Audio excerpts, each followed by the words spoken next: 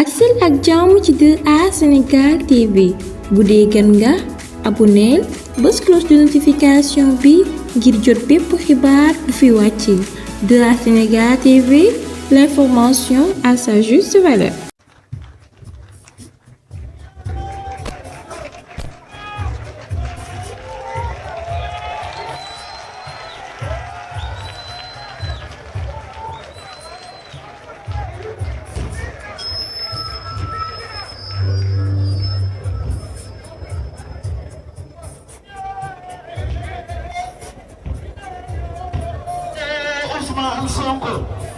Merci.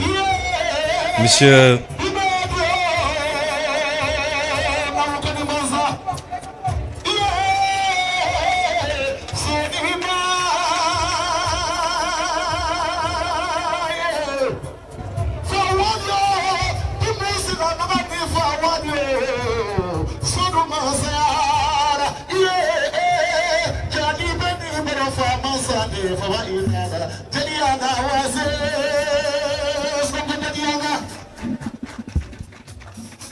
Monsieur le ministre de la formation professionnelle, Monsieur le président de l'Agence japonaise de coopération internationale, Monsieur l'ambassadeur du Japon, Mesdames, Messieurs les représentants des missions diplomatiques, Monsieur le représentant résident de l'Agence japonaise de coopération internationale, Monsieur le président du conseil d'administration du Centre de formation professionnelle technique Sénégal-Japon, Mesdames, Messieurs les directeurs généraux, les directeurs nationaux et directeurs de société, Mesdames, Messieurs les représentants des organisations patronales et des travailleurs, Monsieur le directeur du Centre de formation professionnelle et technique Sénégal-Japon, Mesdames, Messieurs les membres du corps enseignant et du personnel administratif, chers élèves et étudiants, Mesdames, Messieurs, je suis venu aujourd'hui représenter Son Excellence, Monsieur le Président de la République, à cette cérémonie. Hier déjà, le Président de la République avait reçu Monsieur le Président de la JICA et Monsieur l'ambassadeur du Japon. Et aujourd'hui, il me délègue de le représenter à cette cérémonie. Cela atteste de l'importance que le gouvernement du Sénégal, et en premier le président de la République, accorde à la formation professionnelle, mais plus singulièrement à cette institution importante qu'est le Centre de formation professionnelle technique Sénégal-Japon.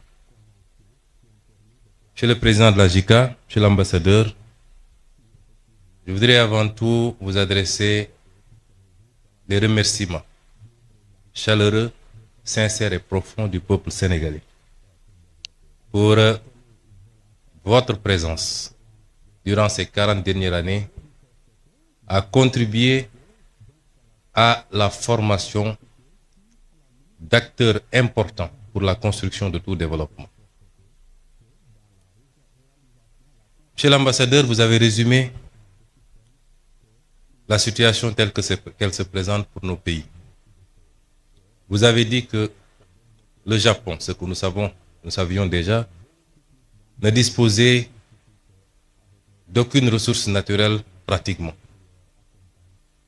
et qu'il a pu compter particulièrement sur un facteur important qui est le capital humain pour être aujourd'hui parmi les 5 économies les plus importantes du monde. Cela doit nous interpeller, nous, Africains et nous, Sénégalais, puisque nous disposons d'énormément de ressources naturelles, du pétrole, du gaz, du zircon, des ressources halieutiques, des terres arables, de la ressource solaire et halieutique en abondance. Nous n'avons pas un climat hostile, nous n'avons pas des hivers extrêmement durs.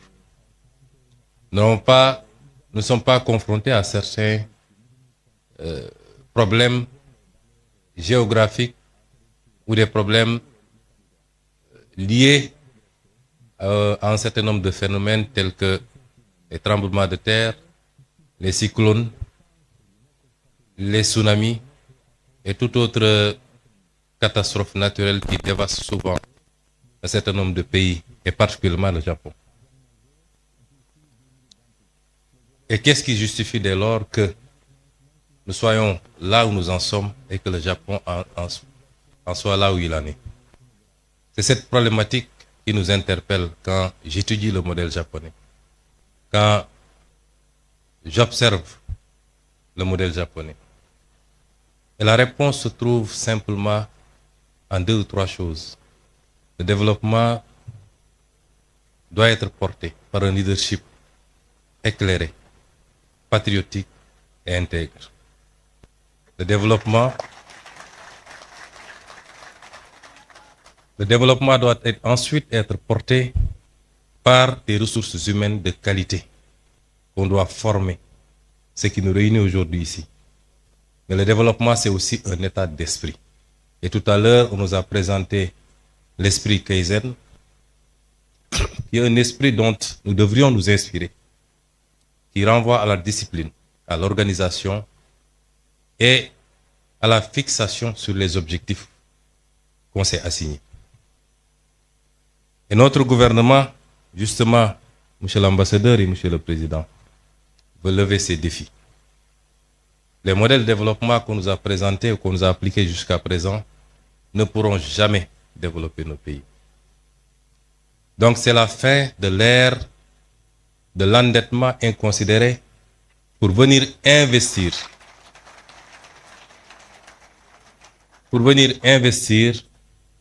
dans des projets qui n'ont aucun rapport avec la construction d'un développement endogène et souverain.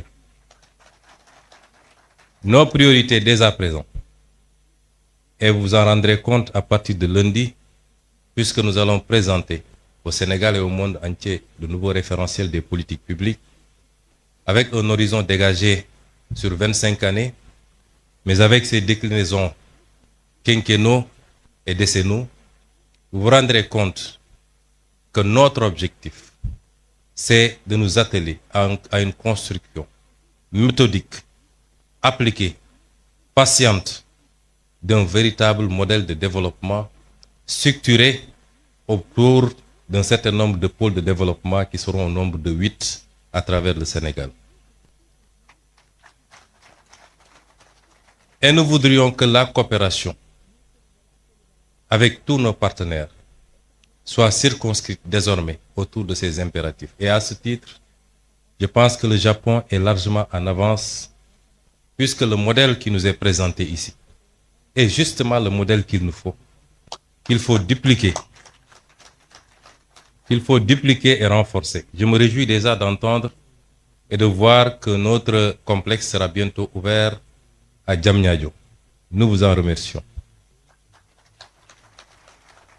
Mais il est souhaitable, toujours avec la coopération japonaise, que nous puissions ouvrir autant de complexes, à défaut de le faire dans toutes les régions, du moins dans les 8 pôles de développement, pour accroître la chance de tous les Sénégalais, les jeunes Sénégalais, de pouvoir bénéficier d'une formation de qualité chez eux et de pouvoir contribuer localement à construire le développement endogène au niveau local, d'abord au niveau des pôles, puisque c'est la somme des résultats obtenus en mettant en compétition les 8 pôles qui nous permettront d'avoir un résultat appréciable au niveau national. Et dans ce sens, je voudrais rassurer les partenaires. Oui, le modèle japonais est l'idéal pour nos pays. Nous préférons qu'on nous apprenne à pêcher plutôt que de continuer à nous offrir du poisson. Le transfert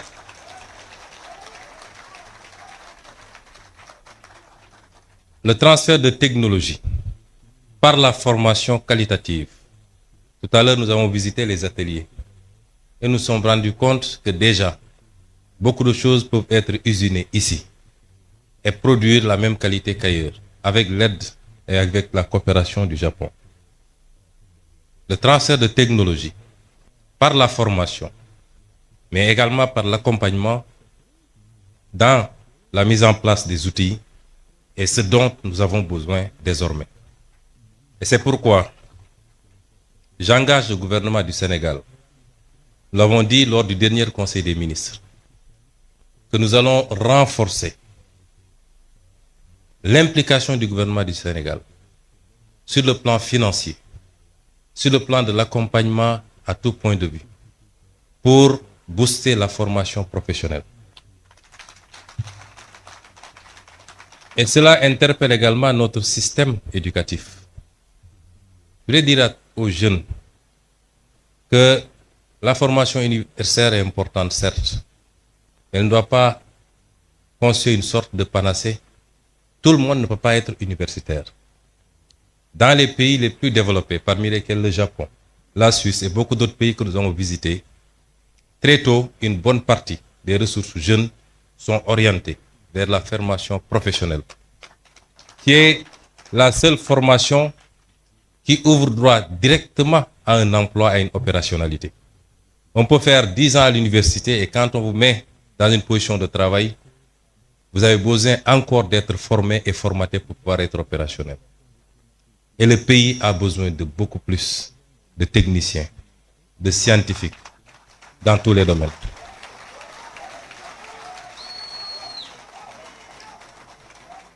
Et c'est pour rassurer également les élèves et étudiants que nous ferons le nécessaire avec tout l'accompagnement qu'il faut pour que vous puissiez pousser le plus loin possible, notamment le cycle d'ingénierie,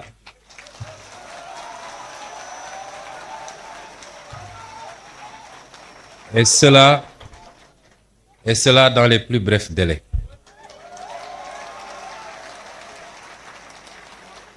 Je ne voudrais pas être long dans ce discours.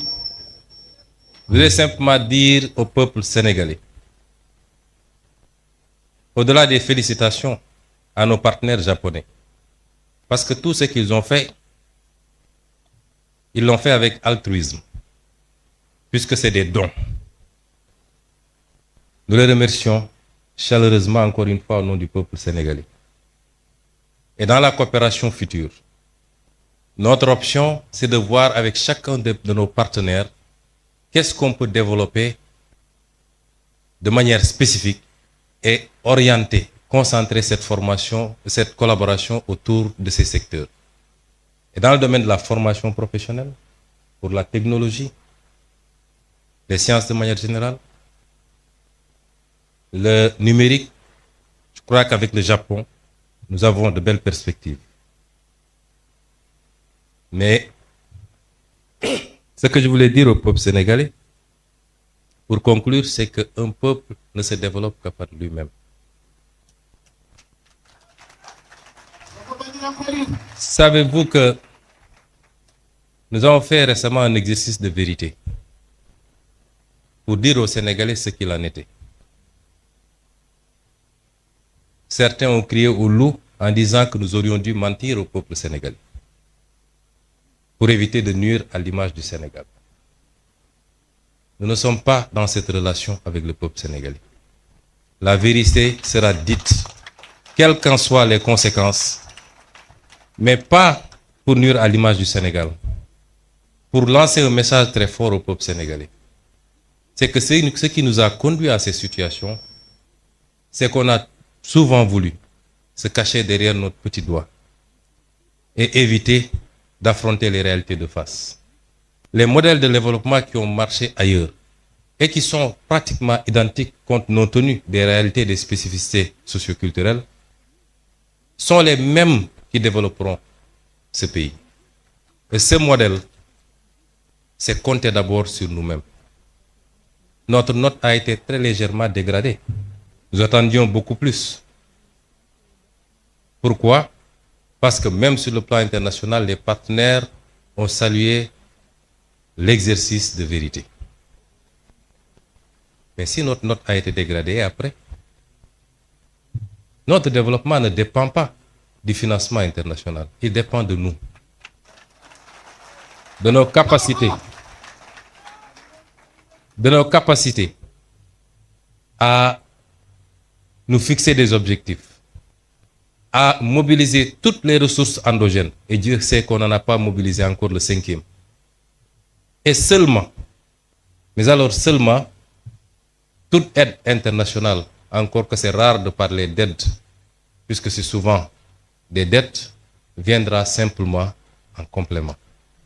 Et ce message, nous devons le comprendre parce que si aujourd'hui le Japon, qui n'a aucune ressource naturelle, qui a vécu ce qu'elle a vécu lors de la Deuxième Guerre mondiale, a su en être à ce niveau, c'est parce qu'il a appliqué cet esprit, ce modèle, cette combativité, ce don de soi pour sa patrie, mais cette croyance fondamentale en lui-même et en son peuple. Je vous remercie de votre aimable attention.